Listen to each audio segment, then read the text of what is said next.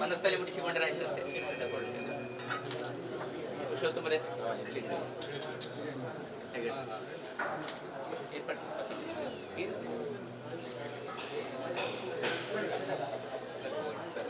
Pass ಮಾಡಿ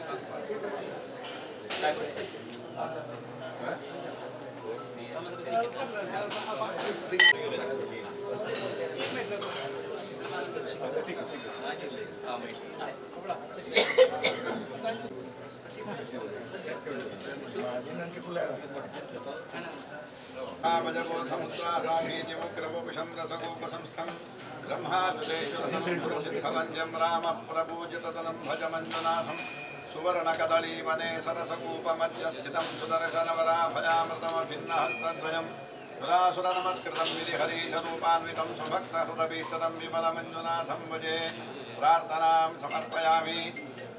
ಕದರ್ತಿ ಇಲಾಖೆಯ ಒಂದು ಆಡಳಿತಕ್ಕೆ ಒಳಪಟ್ಟಂತಹ ಕದ್ರಿ ಮಂಜುನಾಥ ದೇವಸ್ಥಾನ, ಅದೇ ಪ್ರಕಾರವಾಗಿ ಇದಕ್ಕೆ ಸಂಬಂಧಪಟ್ಟಂತಹ ಪರಿವಾರ ಕ್ಷೇತ್ರಗಳು, ಅದೇ ಪ್ರಕಾರವಾಗಿ ಈ ಕ್ಷೇತ್ರಕ್ಕೆ ಸಂಬಂಧಪಟ್ಟ ಆಗಿರುವಂತಹ ಯೋಗೇಶ್ವರ ಮಠ, ಅದೇ ರೀತಿಯಾಗಿ ಕದ್ರಿ ದೇವಸ್ಥಾನಕ್ಕೆ ಸಂಬಂಧಿಸಿದಂತಹ ಎಲ್ಲ ಉಪದೇವಸ್ಥಾನಗಳು, ಅದೇ ಪ್ರಕಾರವಾಗಿ ದೈವಸ್ಥಾನಗಳು, ಎಲ್ಲ ದೇವರನ್ನು ನೆಲೆಸಿಕೊಂಡು ವಿಶೇಷವಾಗಿ ಸಾರ್ವಜನಿಕರು ಮತ್ತು ಸಂಸ್ಥೆಗಳ ವತಿಯಿಂದ ಪ್ರತಿ ವರ್ಷದಂತೆ ಈ ವರ್ಷವೂ ಕೂಡ ಮಂಜುನಾಥ ಸ್ವಾಮಿಗೆ ಸಾಮೂಹಿಕ ಶ್ರೀಯಾಲಾಭಿಷೇಕ ಒಂದು ಸಂಕಲ್ಪಿಸಿದ್ದಾಗಿದೆ. ಅದರ ಉದ್ದೇಶವಾಗಿ ದೇವತಾ ಸನ್ನಿಧಾನದಲ್ಲಿ ನಾವು ಪ್ರಾರ್ಥನೆ ಮಾಡುವಂಥದ್ದು. ಈ ಕ್ಷೇತ್ರವು ಸಹಸ್ರ ಸೀಮೆಗೆ ಒಳಪಟ್ಟಂಥದ್ದಾಗಿದೆ. ಅದೇ ರೀತಿಯಾಗಿ ಭಾರದ್ವಾಜ ಸಂಹಿತೆಯಲ್ಲಿ ಹೇಳಿದ ಪ್ರಕಾರವಾಗಿ ಈ ದಕ್ಷಿಣದಿಂದ ಹಿಡಿದು ಉತ್ತರದಿಂದ ಹಿಡಿದು ದಕ್ಷಿಣದವರೆಗೆ ಸಮಗ್ರ ಏನೇನು ಪ್ರದೇಶಗಳಿದೆಯೋ, ಏನೇನು ವ್ಯವಸ್ಥೆಗಳಿದೆಯೋ ಅದಕ್ಕೆಲ್ಲದಕ್ಕೂ ಕೂಡ ಈ ಮಂಜುನಾಥ ಸ್ವಾಮಿ ವಿಶೇಷವಾಗಿ ನೆನೆಸಲ್ಪಡ್ತಾನೆ. ಅದೇ ರೀತಿಯಾಗಿ ಕಾಶಿಯಲ್ಲಿ ವಿಶ್ವನಾಥನು ಹೇಗೆ ಜ್ಞಾನವಾಪಿಯಲ್ಲಿದ್ದಾನೋ, ಈ ಕದ್ರಿಯಲ್ಲಿಯೂ ಕೂಡ ರಸವಾಪಿಯಲ್ಲಿ ರಸಕೂಪ ಅಂತ ಹೇಳ್ತಾರೆ. ಇಲ್ಲಿಯೂ ಕೂಡ ಅದೇ ರೀತಿಯಾಗಿ ಬಾವಿಯಲ್ಲಿರುವಂತಹ ಒಂದು ಶಿವಲಿಂಗವಾಗಿದೆ. ಇಲ್ಲಿ ಶಿವ ಮಾತ್ರ ಸಂಕಲ್ಪಿತನಾಗಿಲ್ಲ, ಅವನೊಟ್ಟಿಗೆ ವಿಷ್ಣು, ಅದು ಅವನೊಟ್ಟಿಗೆ ಬ್ರಹ್ಮಾಕ್ಷರೇಶ್ವರರು, ಬ್ರಹ್ಮ ವಿಷ್ಣು ಮಹೇಶ್ವರರ ಸ್ವರೂಪದಿಂದ ಇಲ್ಲಿ ಆ ಮಂಜುನಾಥ ಸ್ವಾಮಿಯನ್ನು ಪೂಜಿಸಲ್ಪಡ್ತಾನೆ. ವಿಶೇಷವಾಗಿ ತಸ್ಯ ಪ್ರಕೃತಿ ಲೀನಸ್ಯ ಅಯಃಪರಸ್ಸ ಮಹೇಶ್ವರ ಅಂತ ಹೇಳಿದಾಗೆ, ದೇವರು ಅಂತ ಹೇಳಿದರೆ ಪ್ರಕೃತಿಯಲ್ಲಿ ಲೀನನಾಗಿರುವಂಥವ್ರು, ಪ್ರಕೃತಿಯಲ್ಲಿರುವಂಥವ್ರು. ದೇವಸ್ಥಾನ ನಾಶ ಆದರೂ ಕೂಡ ಆ ದೇವತಾ ಸನ್ನಿಧಾನವು ಪ್ರಕೃತಿಗೆ ಸೇರುವಂಥದ್ದು. ಆದ್ದರಿಂದ ಈ ಪ್ರಕೃತಿಯನ್ನೇ ದೇವತೆ ಅಂತ ಹೇಳಿ ಹಿಂದೂ ಸಮಾಜವು ಅನಾದಿ ಕಾಲದಿಂದಲೂ ಕೂಡ, ವೇದದಲ್ಲಿಯೂ ಕೂಡ ಯಾವುದೇ ರೀತಿಯಾದಂತಹ ಮೂರ್ತಿ ಪೂಜೆಗಳಿಲ್ಲ. ರಥಸ್ಯ ಪ್ರತಿಮಾಸ್ತಿ ಅಂತ ಹೇಳ್ಕೊಂಡು ಈ ಪ್ರಕೃತಿಯನ್ನು ಇಟ್ಟುಕೊಂಡು ಪ್ರತಿಮೆಯನ್ನು ಪೂಜೆ ಮಾಡುವಂಥದ್ದು. ಪ್ರಕೃತಿ ಇಲ್ಲದೆ ಪ್ರತಿಮೆ ಪೂಜೆ ಇಲ್ಲ, ಪ್ರಕೃತಿ ಇಲ್ಲದೆ ದೇವಾಲಯವಿಲ್ಲ, ಪ್ರಕೃತಿ ಇಲ್ಲದೆ ಮನುಷ್ಯರೇ ಇಲ್ಲ. ಆದ್ದರಿಂದ ಈ ಪ್ರಕೃತಿಯನ್ನು ಸಂತುಷ್ಟಿಗೊಳಿಸೋಕ್ಕೋಸ್ಕರ ಈ ಪೂಜೆ ಪುನಸ್ಕಾರಗಳು ಅಭಿಷೇಕಾದಿಗಳೆಲ್ಲವೂ ಕೂಡ ನಡೆಸಲ್ಪಡುವಂಥದ್ದಾಗಿದೆ. ದೇವರ ಪೂಜೆ ಅಂತ ಹೇಳಿದರೆ ನಾವು ಆರತಿ ಮಾಡುವುದು ಅಂತ ಹೇಳಿದರೆ ಅದರಲ್ಲಿ ಅಗ್ನಿ ಬರ್ತದೆ, ಅಭಿಷೇಕ ಮಾಡುವಂತೆ ಅದರಲ್ಲಿ ಜಲ ಬರ್ತದೆ. ಇದೆಲ್ಲವನ್ನೆಲ್ಲವನ್ನು ಕೂಡ ನಾವು ಉಪಯೋಗಿಸುವಂಥದ್ದನ್ನೆಲ್ಲವನ್ನು ಕೂಡ ಇಟ್ಟುಕೊಂಡೇ ದೇವರಿಗೆ ಆರಾಧನೆ ಮಾಡುವಂಥದ್ದು. ವಿಶೇಷವಾಗಿ ಮಳೆ, ಗಾಳಿ, ಬೆಳಕು ಇದೆಲ್ಲವೂ ಕೂಡ ಪ್ರಕೃತಿದತ್ತವಾದ ದೇವರು ನಮಗೋಸ್ಕರ ಕೊಟ್ಟಿದ್ದಾರೆ, ಪ್ರಾಣಿಗಳಿಗೋಸ್ಕರ ಕೊಟ್ಟಿದ್ದಾರೆ. ಅದನ್ನು ನಾವು ಉಳಿಸಿಕೊಳ್ಬೇಕಾದ ಮುಖ್ಯವಾಗಿ ಬ್ರಹ್ಮ ಸೃಷ್ಟಿ, ಪರಶುರಾಮ ಸೃಷ್ಟಿ ಅಂತ ಹೇಳುವಂಥದ್ದು ಏನಿದೆಯೋ ಆ ಸೃಷ್ಟಿಯಲ್ಲಿ ಏನೇನು ವ್ಯವಸ್ಥೆಗಳಿದೆಯೋ, ಸಮುದ್ರ ಆಗಲಿ ಅಥವಾ ಸಮುದ್ರದ ಬದಿಯಾಗಲಿ ಅಥವಾ ಇತರವಾದಂತಹ ಗುಡ್ಡೆ ಪ್ರದೇಶ ಆಗಲಿ ಅಥವಾ ಕಾಡಿನ ಪ್ರದೇಶಗಳಾಗಲಿ ಎಲ್ಲವೂ ಕೂಡ ನಾಶಗೊಳಿಸಲ್ಪಡ್ತಾ ಇದೆ ಮನುಷ್ಯರಿಂದ. ಯಾವುದ್ಯಾವುದೋ ವ್ಯವಸ್ಥೆ, ಯಾವುದ್ಯಾವುದೋ ಒಂದು ಅಭಿವೃದ್ಧಿ ಅನ್ನುವಂತಹ ಒಂದು ಹೆಸರಿನಲ್ಲಿ ನಷ್ಟವಾಗ್ತಾ ಇದೆ. ಆದ್ದರಿಂದಲೇ ನಮಗೆ ಕಾಲ ಕಾಲಕ್ಕೆ ಮಳೆ, ಬೆಳೆ ಇತ್ಯಾದಿಗಳೆಲ್ಲವೂ ಕೂಡ ಕಡಿಮೆ ಆಗ್ತಾ ಇದೆ. ಪೇಪರ್ನಲ್ಲಿ ನಾವು ನೋಡಿದ ಹಾಗೆ ಈ ವರ್ಷ ಸರಿಯಾಗಿ ಒಳ್ಳೆಯ ರೀತಿಯಾಗಿ ಮಳೆ ಬರ್ತದೆ ಅಂತ ಹೇಳಿಕೊಂಡು ಒಂದು ದಿವಸದ ಪೇಪರ್ನಲ್ಲಿದ್ದರೆ ಮರು ದಿವಸದ ಪೇಪರ್ನಲ್ಲಿ ಈ ಸಲ ಮಳೆ ಕಡಿಮೆ ಅಂತ ಹೇಳಿ ಕಾಣ್ತಾ ಇದೆ. ಆದ್ದರಿಂದ ವೈಜ್ಞಾನಿಕವಾಗಿಯೂ ಕೂಡ ನಮಗೆ ಯಾವುದೇ ರೀತಿಯಾದಂತಹ ನಿರ್ಧಾರಗಳನ್ನು ಮಾಡಲಿಕ್ಕೆ ಸಾಧ್ಯವಿಲ್ಲ. ಒಟ್ಟಾರೆ ಎಲ್ಲರೂ ಕೂಡ ದೇವತಾ ಶಕ್ತಿಯನ್ನು ಅವಲಂಬಿಸಿಕೊಂಡು ಜೀವಿಸುವಂಥವರು ಕೃಷಿಕರಾಗಿದ್ದೇವೆ. ಏನಿದ್ರೂ ಕೂಡ ಕಷ್ಟ ಬಂದಾಗ ಮೇಲೆಯೇ ನೋಡುವಂಥದ್ದು, ಆಕಾಶವನ್ನೇ ನೋಡುವಂಥದ್ದಾಗಿದೆ. ಆದ್ದರಿಂದ ನಮಗೆ ಮಳೆ, ಬೆಳೆ ಇತ್ಯಾದಿಗಳೆಲ್ಲವೂ ಕೂಡ ಸಮರ್ಪಕವಾಗಿ ಸೂಕ್ತ ಸಮಯದಲ್ಲಿ ಕಾಲಕ್ಕೆ ಬಂದರೆ ಮಾತ್ರ ಎಲ್ಲವೂ ಕೂಡ ಸರಿಯಾಗಿ ನಡೆಯುತ್ತದೆ. ಆದ್ದರಿಂದ ಮಂಜುನಾಥ ಸ್ವಾಮಿಯು ಮಂಗಳೂರು ಪ್ರದೇಶವನ್ನು, ಮಂಗಳೂರು ಈ ಊರನ್ನು ನಮಗೆ ಯಾವುದೇ ರೀತಿಯಾದಂತಹ ಮಳೆ ನೀರಿನ ಕೊರತೆ ಆಗುವಂತೆ ಮಾಡಲಿಲ್ಲ. ಇಷ್ಟರವರೆಗೆ ಸ್ವಲ್ಪ ನಮ್ಮ ಪ್ರಾರ್ಥನೆಗಳು, ಪೂಜೆ ಪುನಸ್ಕಾರಗಳು ನಾವು ಕಾಲಕ್ಕೆ ಮಾಡಿದರೂ ಕೂಡ ದೇವರು ಮಳೆ ಬೆಳೆಗಳನ್ನೆಲ್ಲವೂ ಕೂಡ ಸ್ವಲ್ಪ ವ್ಯತ್ಯಾಸವಾಗಿ ಕೊಟ್ಟರೂ ಕೂಡ ಯಾವುದೇ ರೀತಿಯಾದಂತಹ ಕ್ಷೋಭವು ಈ ಮಂಗಳೂರಿಗೆ ಬರಲಿಲ್ಲ ಇಷ್ಟರವರೆಗೆ. ಆದ್ದರಿಂದ ಇನ್ನು ಮುಂದೆಯೂ ಕೂಡ ಬರಬಾರದು.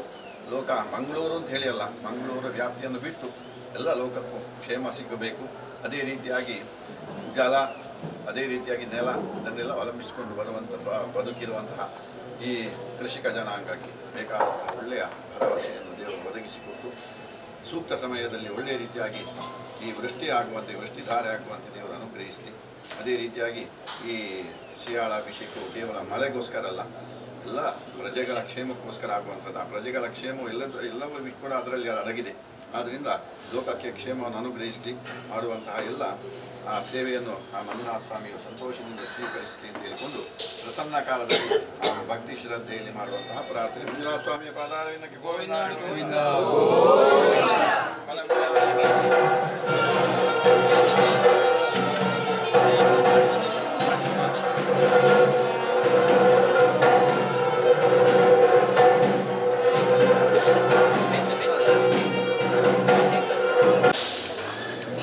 ಸುತಂ ದೇವಂ ತಂ ಸಚಾಣೋಡಮಸ್ಕರಂ ದೇವಕೀ ಪರಮಾನಂದಂ ಕೃಷ್ಣ ಮುಂದೆ ಶ್ರೀ ಗುರು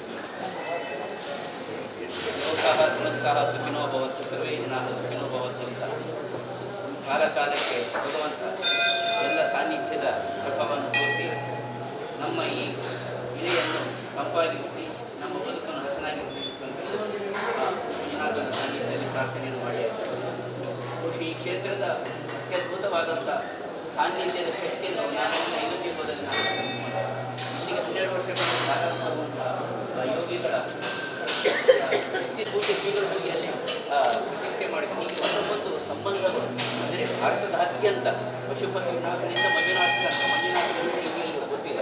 ಈ ಎಲ್ಲ ವ್ಯವಸ್ಥೆಗಳಲ್ಲಿ ಒಂದರ್ಥದ ಸಾನ್ನಿಧ್ಯ ಶಕ್ತಿ, ಇಲ್ಲಿಯ ಸಾನ್ನಿಧ್ಯದ ಶಕ್ತಿ ಇದೆ. ಗುರುವಾದಿನಾಗಿ ಮಂಜುನಾಥೇಶ್ವರನಾಗಿ ಧರ್ಮಸ್ಥಳದಲ್ಲಿ ಲೋಕಕ್ಕೆ ಬೆಳಕಾಗಿ ನಮಗೆ ಅನುಗ್ರಹ ಮಾಡ್ತಾ ಇದೆ. ಈ ಸಂದರ್ಭದಲ್ಲಿ ಏನೋ ನಾವೆಲ್ಲರೂ ಸೇರಿಕೊಂಡು ಕಳೆದ ಹಲವಾರು ವರ್ಷಗಳಿಂದ ಬೇರೆ ಬೇರೆ ಸೇವೆಗಳು, ಉತ್ಸವಾದಿ ಪ್ರಕ್ರಿಯೆಗಳು, ಮಕ್ಕಳ ಜೊತೆಗೆ ಶಿಕ್ಷಣ ಉತ್ಸವಗಳು ಅಥವಾ ನಾವು ಪರ್ಜನ್ಯ ಜಪಗಳು, ಬೇರೆ ಬೇರೆ ಏನೇನೋ ನೆಲೆಗಳಲ್ಲಿ ನಾವಿಲ್ಲಿ ದೇವರನ್ನು ಸ್ತುತಿಸುವಂಥ ಕೆಲಸವನ್ನು ಮಾಡ್ತೇವೆ. ಭಜನೆಯ ಮುಖಾಂತರ, ನಾದದ ಮುಖಾಂತರ, ವಾದ್ಯದ ಮುಖಾಂತರ, ವೇದದ ಮುಖಾಂತರ, ಅಲ್ಲೇ ಸಮಷ್ಟಿಯಾಗಿ ನಾವು ಸಾಮೂಹಿಕ ಪ್ರಾರ್ಥನೆ ಮುಖಾಂತರ ಈ ಸಂದರ್ಭದಲ್ಲಿ ಇಡೀ ಲೋಕದ ಯುದ್ಧದ ಛಾಯೆ, ಯುದ್ಧದ ಕ್ಷೋಭೆ ಅದನ್ನು ನಾವು ನಮ್ಮ ಗಮನಕ್ಕೆ ಬರ್ತಾ ಇದೆ. ನಮ್ಮ ಮಕ್ಕಳು ಹೊರಗಡೆ ಕಲಿಲಿಕ್ಕೆ ಹೋದವರು ವಾಪಸ್ ಬರುವ ಕೆಲವು ಕಡೆಗಳಲ್ಲಿ ಇನ್ನು ವಾತಾವರಣ 40, 50, ಇನ್ನು 60 ಹೋದರೆ ಗೊತ್ತಿಲ್ಲ ನಮಗೆ. ಈ ಥರದ ಮಂಗಳೂರಿನ ವಾತಾವರಣ 40 ಮೀರಿದೆ ಅಂತ ಹೇಳಿದರೆ ಬಹುಶಃ ಒಂದರ್ಥದಲ್ಲಿ ನಮಗೆ ಭಯವಾಗ್ತದೆ. ಆದರೆ ಈಗಾಗಲೇ ತಂತ್ರಿಗಳಿದ್ದಾಗೆ ನಮಗೆ ಇಷ್ಟು ತನಕ ವಾತಾವರಣದ ತಾಪವನ್ನು ಮಾತ್ರ ತೋರಿಸಿದ್ದಾರೆ, ಬೇರೆ ತಾಪವನ್ನು ತೋರಿಸಿಲ್ಲ. ಇವತ್ತು ನಮಗೆ ಸಮರ್ಥವಾದಂಥ ಆಡಳಿತ ಬೇಕಾಗಿದೆ.